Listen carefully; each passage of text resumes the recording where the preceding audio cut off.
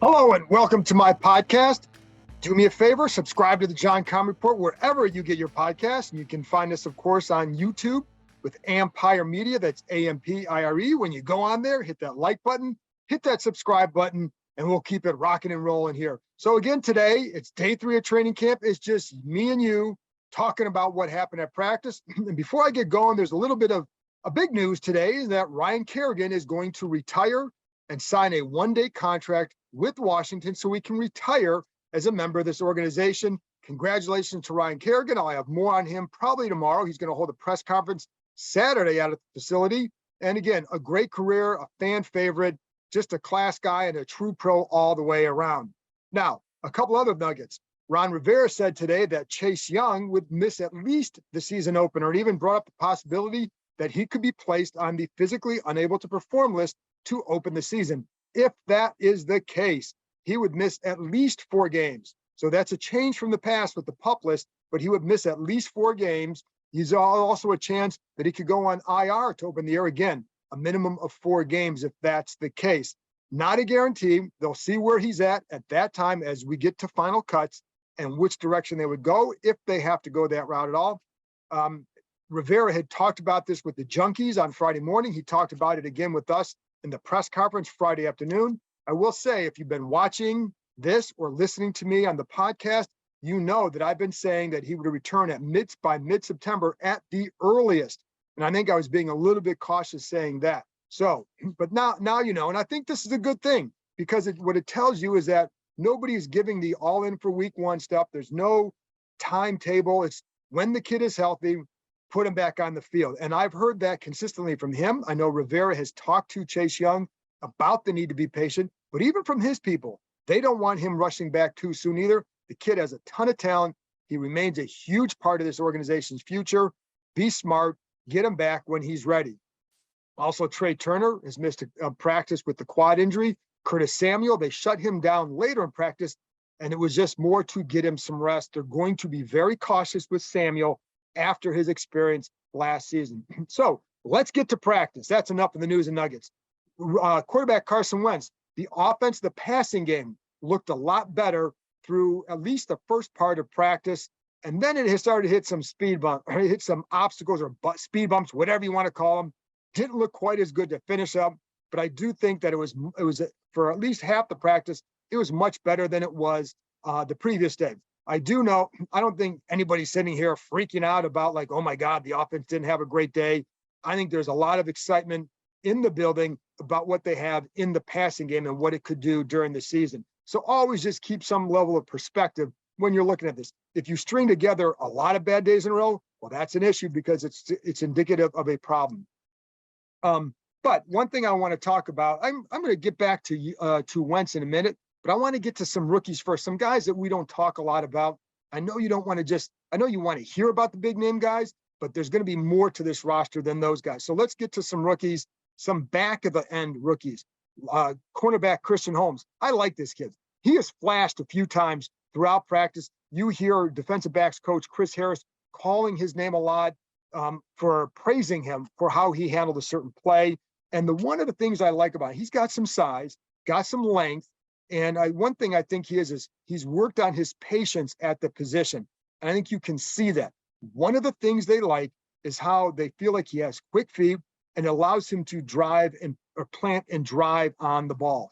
That's something that he has looked. I was watching him a little bit today, did not see him have, not going to say he's this perfect corner as a rookie, 7th round pick, but what he did show is that he knew where to be, and I didn't see him get fooled. I think he's got some skill to work with, and is a guy to watch to see how he develops. And you know, the funny thing is, let's go back. Speaking of some of those rookies, the tight end group. I know I had Donnie Warren on the other day. Go back and listen to it if you didn't hear it, because he was great talking about the roster and the tight ends in particular. There are a couple rookies there, of course, with Cole Turner, Curtis Hodges, Amani Rogers. I think people here, again, are excited about what that group could be. Keep in mind, though, when I say that, some of those guys, I was talking to a coach today, is like, that could mean what he does in 2 or 3 years, not necessarily right now. You don't know how long it's going to take. So that's something that you never know.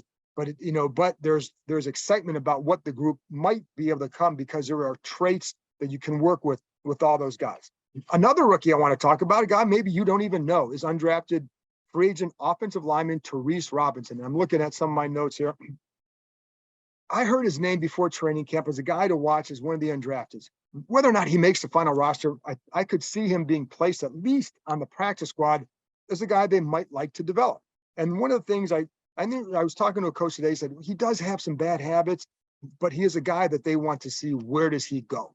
And I was watching him today. I felt like he did a decent job on the edge, setting up against some defensive ends.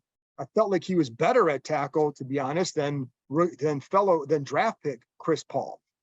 I think Tyrese Robinson has some stoutness to him. So again, just a name to watch to see where does he develop from here. Sometimes you hear guys' names early in camp and then you don't hear about them later because they don't go anywhere, or the games begin, or the pads come on, the games begin, and then maybe they take a step back. So we'll see where Robinson goes. And again, he may just be a practice squad guy, and I think that's all he probably is at this point. But he is a guy that I was like, okay, I've seen a couple things.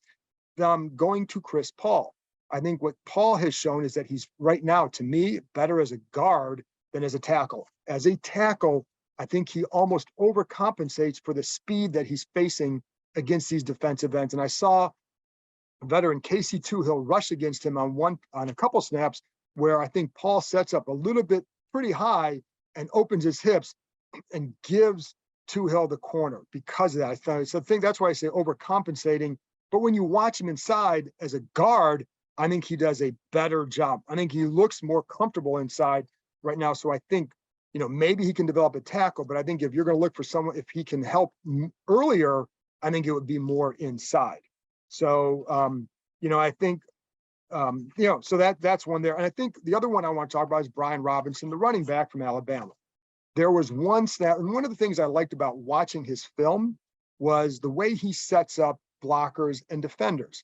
And there was a play against Georgia where I really liked that in the national championship game. Well, I saw a similar play out here today where, sometimes maybe I'm overreading something because you see it, but what I saw in this play is him running to the outside, and it looks like he's going to take it outside the end. So Casey Toohill kind of winds, creates a better gap for Sam. I think it was Sam Cosmi, may have been Robinson, to open up the inside. So they kind of gets Toohill to widen, and he cuts back inside for a gain. And they probably would have gone 4 or 5 yards, whatever.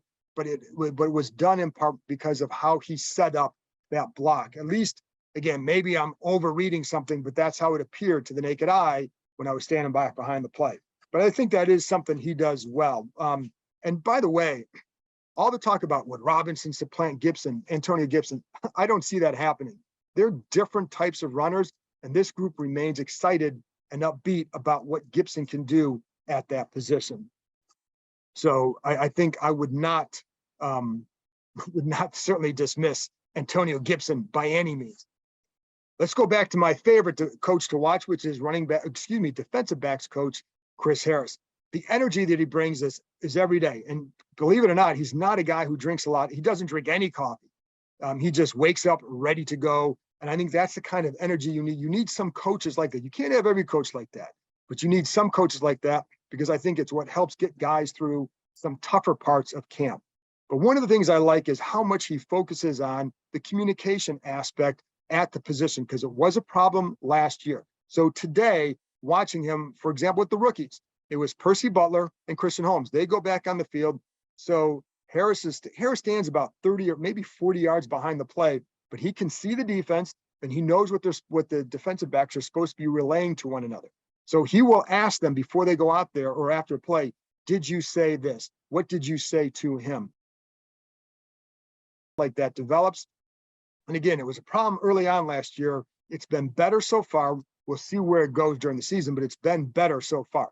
The other thing that I like that he does, he will bring guys out to him. So after one series, William Jackson goes out there, and he and Jackson were talking for several minutes about a particular sequence of events and whether it was route combinations, and some of it was route combinations, how you play a certain zone, and if a guy's coming in versus coming out, how far you need to get over, et cetera. A lot of little things. But again, also about what are you seeing at the snap.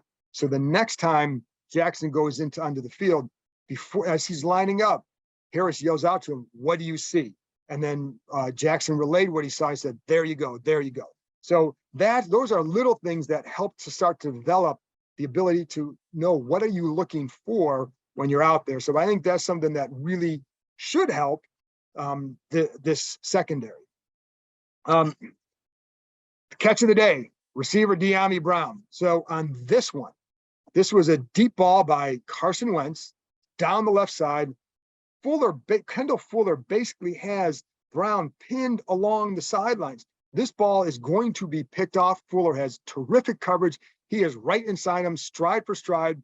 He goes up for the ball. Brown goes up for the ball. And guess who comes down with Brown? Reaches over Fuller, grabs the ball as they're going down. Even as they're going down, I'm on the other side of the field. I'm thinking, well, Fuller's going to come up with that. It's like, holy bleep. Brown comes up with the ball. Catch of the day. Big play by Brown. That, of course, is what they need to see more from him. And I think, there have been a couple times where he's caught some passes underneath. So you're going to see that speed there. But that big play, that also, to me, is a guy who's that's how you start to gain confidence.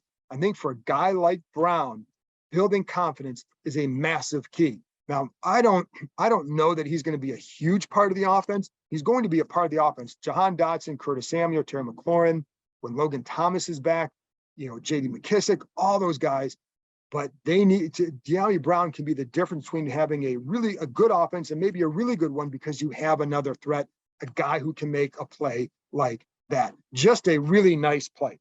The other thing I want to talk about with Wentz, then you definitely see, and we've talked about this, and again, he had a better start to the practice today and the passing game. I don't want to just put it all on one guy because it really is. There are times where maybe the receiver needs to run a better route, blocking needs to be better. So the passing game was better for most of today, and then kind of wasn't. But one thing that you notice with Wentz, he's not consistent with his ball placement. And you saw that on film as well. It's kind of who he is. It's why you need, and we're going to start playing a bingo with the phrase wide catch radius. And I know some people want to hear that phrase. They get a kick out of it, but it's a big deal with Carson Wentz. So, but you see that even on air, you see that. And sometimes I wonder, when I go back and I'll watch some of the throws the quarterbacks make, and you start to go frame by frame by frame, and what you see sometimes that arm slot changes a little bit from throw to throw, even when you're throwing on air. So one throw might lead the guy right here, and the next throw might be up here to a different player. And sometimes is it the arm slot just changes enough where it changes the trajectory of the throw. So, and I don't know, sometimes and you see Carson changing that arm slot even on some throws. I saw it today. Gets pressured, moves up, steps to the right, moves up, and kind of flings one to Cole Turner running across. Nice throw, but it's what he does. He can change his arm slot, which helps him. But I also think sometimes does that lead to some inconsistency when you're throwing the ball? I could be wrong in that analysis, that assessment, but it is something that sometimes I think you see. One thing also with him too, though, is what you see too is that quick game ability. So there was one throw today where he's backpedaling on a play, and I believe they're bringing pressure, but he's backpedaling and immediately right over the line to Terry McLaurin. How about that hand coming through right in your face? Immediately to Terry McLaurin, running a slant, and just good throw. Was a completion, would have been at least 5 yards, but it's one of those ones where because he can see over the line, get rid of that ball quick, and that's going to be, like I said, I think that quick game. Don't underestimate how big that could be this year for this team because he throws that well. I think they have guys who can win quick off the line, and they have speed. So that's a good combination there. But sometimes then again, the accuracy. So later there was a play action pass where he tries to hit Terry McLaurin coming inside, but he throws it to the back shoulder. That's the difference between a completion to McLaurin or a pass breakup by Kendall Fuller. And on that play, it was a pass breakup. So that's a consistency you want to see more of from him. But I think throughout his career, you've seen that at least the last couple of years. And that's something, again, that's why you want these guys who have a wider catch radius. And they do have a lot of guys with a wider catch radius. And then finally, I thought Daron Payne was pretty active today. And I think he's having a pretty good camp. Going into a contract year, that's always a good thing for a team because you should be getting your best from him. he's a guy too who says he doesn't sit there and worry about it. And I think that's smart.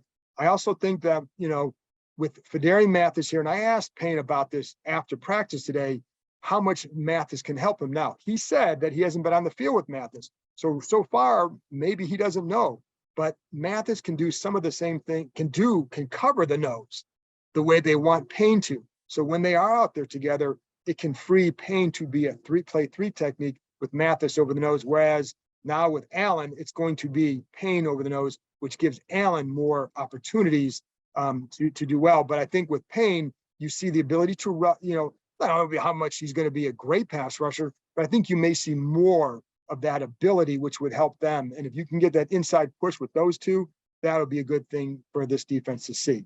So there you go. That's day 3. Thank you very much for tuning in. As always appreciate you listening. I will be back after Saturday's practice with yet another daily practice report. Talk to you next time.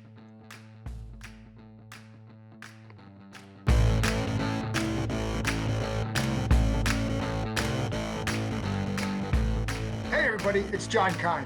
Do me a favor and hit that subscribe button, and I'll continue to bring you guests who provide excellent insight into the Washington Commanders. And while you're here, check out the other terrific content on the Empire Media Network, including Inside the Cap with Joel Corey and All's Caps with Steve Wino and former Washington Capital Carl Alsner. Go ahead, hit that subscribe button. Thank you.